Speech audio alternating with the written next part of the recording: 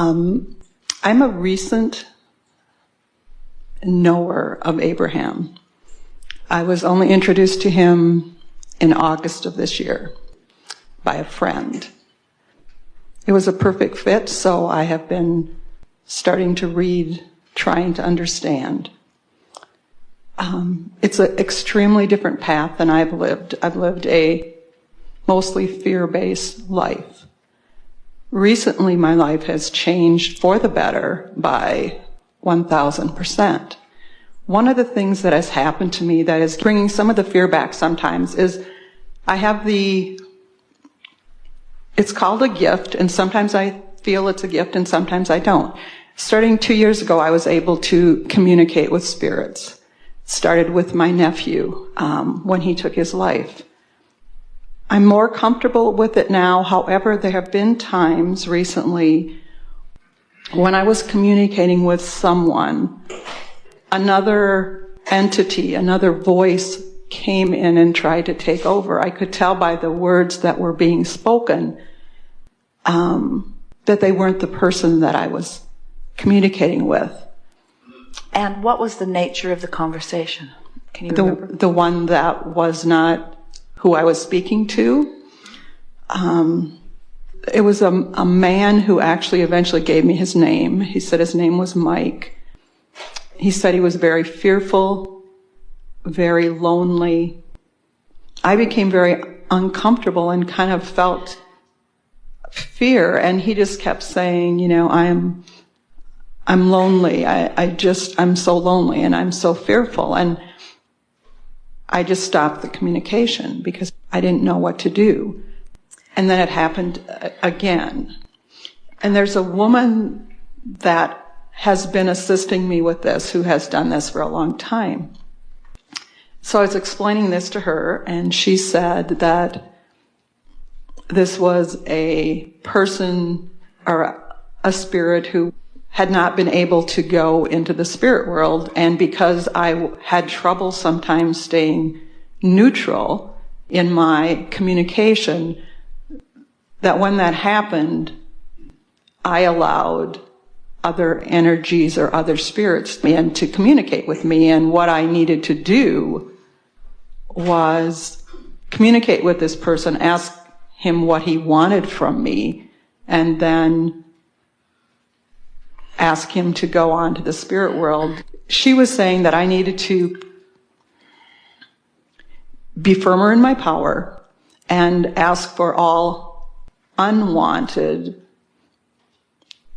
energy to go away, which I've been doing. But now, as I'm hearing about the law of attraction, I'm wondering if when I'm saying all unwanted things need to go away, if I'm doing the opposite. Well, it's not necessarily that you're doing the opposite. It's just that that's not the way to make something go away that you want to go away. It didn't come without your invitation, and it won't go away with your demand. And it's all right. Now, we can explain this easily to you, and this will make perfect sense to you, and you'll know what to do, and all is very well about it. Okay. First, we want to say that the reason that we ask the nature of the conversation is because when you talk about having been afraid and how things are really improving for you, we can feel your energy has been shifting dramatically recently. And as your energy shifts, you have access to different vibrations that you can interpret. Now, everyone has the potential to interpret vibration. As we're visiting with you here, we're not whispering words to Esther that she's repeating. She's receiving, and you do too, blocks of thought which she's at an unconscious level translating into the physical word equivalent.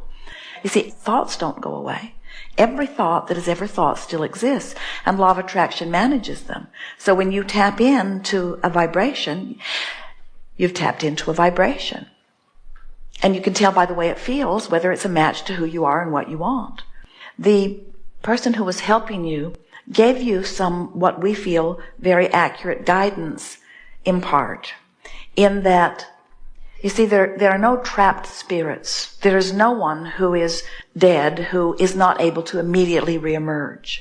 But we see why people translate it in that way, because people that are sensitive to energy and seeing all of this energy, they come to the assumption that that person probably wanted to go. Esther had an experience like that.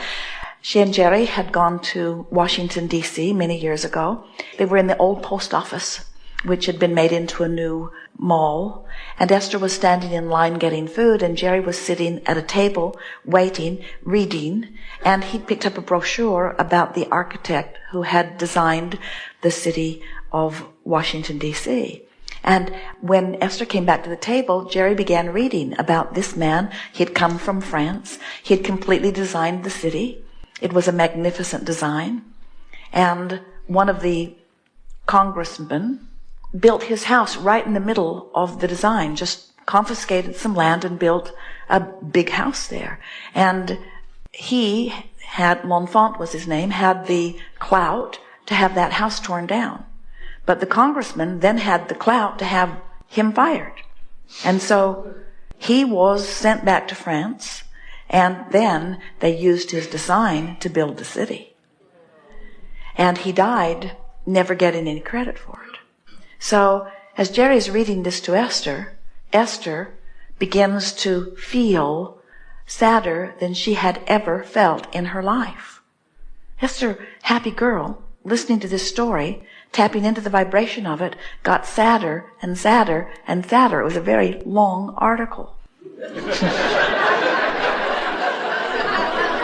And then Jerry got to the next part of the article where it explained that after his death, they had realized the error of their ways, and they had erected a monument and put it in the middle of a park called L'Enfant Plaza in honor of this architect. And suddenly, Esther is turning cartwheels inside.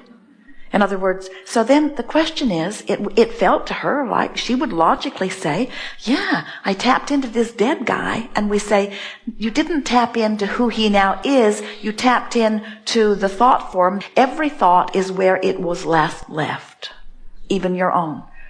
The thoughts in your vibration are right where you last left them. If you have a belief or an opinion about something and something comes into your consciousness that activates it, you just pick it up right where it was. That's why it is an advantage to keep moving things into increasingly better and better and better feeling places. So we say to you, relax in all of this. Remind yourself that you are someone who can translate vibration into thought. And then say to yourself, and you've heard us saying this to people all day long, clean up your vibration and then get on with it. Clean up your vibration and then get on with it. The happier you are, the more you will have access to that which is a vibrational match to who you are. Jerry and Esther were driving down a street new to San Antonio, and they're talking with each other, and they're playing. They were in the middle of a very funny conversation. Esther laughing so hard her eyelashes are coming off. And Esther hears someone say, I'm dead. And she looked at Jerry. It wasn't his voice, but she heard it as clearly as if it was someone in the car. And Esther said, the oddest thing, someone just said to me, I'm dead. And Jerry began to laugh because they were driving past a graveyard. And so when they ask us what's going on with this, we said, you're just picking up on thought forms. In other words, no one's lurking, no one's lingering, no one's left in limbo, no one doesn't reemerge into non-physical, but every thought that's ever been thought still exists. So can you imagine how many thoughts are lingering in different places? A woman was driving across a bridge in San Francisco, describing it to us later, and explained that she was having a panic attack, which she did not understand. She felt like she needed to stop the car and lay on the floor. And she said, Abraham, I've been crossing this bridge for years. Why am I now having panic attacks? And we said, sounds to us like you've picked up on some thought forms, which she didn't like the sound of either.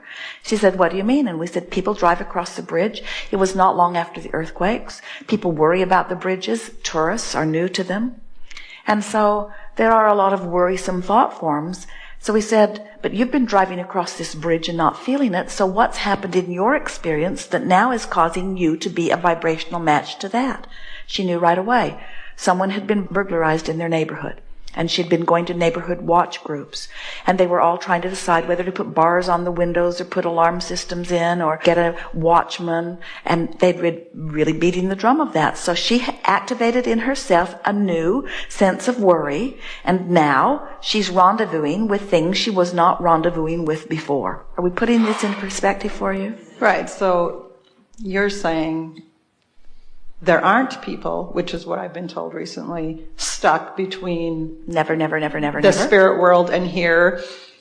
When I tap into what I'm assuming and hoping is one person, depending upon where I am at in my vibrational oneness, others may try to come in, but no one that's not a vibrational match to where you are. And right. that's I just have to clear up my vibration. Just make sure you feel good. Make sure you feel Easy. good. Easier and easier. Just make sure you feel good before you open yourself to reception. But you know, it's no more risky for you to not clean up your vibration before you tap into that conversation than it is to not clean up your vibration before you go to your art class. In other words, it's the same thing. You're going to pick up whatever's active in you. It's the same for everyone all the time. There is no assertion, so you get what matches the vibration of your being. It's just feedback. And when something like that happens, it causes you to intend more clearly, to ask more clearly for what you do want, you say. All is well. It's intending instead of trying to drive away unwanted things. It's just intending the things that you want. And knowing that there's no reason to try to drive something away because nothing asserted itself into your experience to begin with. That's really helpful to know. Something else you said that we think is worth chewing on just a little bit is that in the same way, someone said, Esther, it was the biggest laugh that Esther has had in this decade. She heard it secondhand, but someone said, I don't know, I just have a hard time listening to a man who calls his wife Abraham.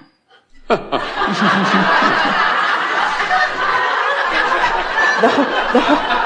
whole Abraham phenomenon was just sort of wacky. He calls his wife Abraham. What could possibly be going on over there? We refer to ourselves as a collective consciousness. We are not singular. And nothing that you receive is. In other words, it's streams of consciousness. And so even when you tap into someone who says they're lonely and it feels like the voices are changing, what's happening is there are rivers or streams of consciousness. In other words, we said to you that every thought that's ever been thought still exists, and law of attraction causes a coalescing of those thoughts, which sort of produces a stream. And so then when something happens in your life that causes you to activate a vibration, now you have access to those sorts of things. And it's particularly interesting for someone like you who can read energy. For years, Esther could not go in a bookstore. The bookstore just made her crazy. There was too much competing conversation, not people, but the ideas in the bookstore. It wasn't until Esther aligned with who she is that she could take any pleasure at all from going into a bookstore.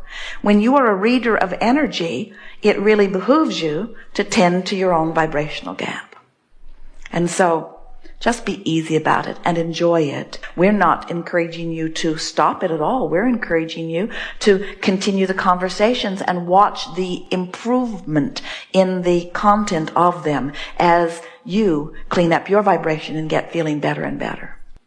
If someone said, as you did, I am in a strong place of fear, we would say, then sort of keep to yourself until you get it cleaned up.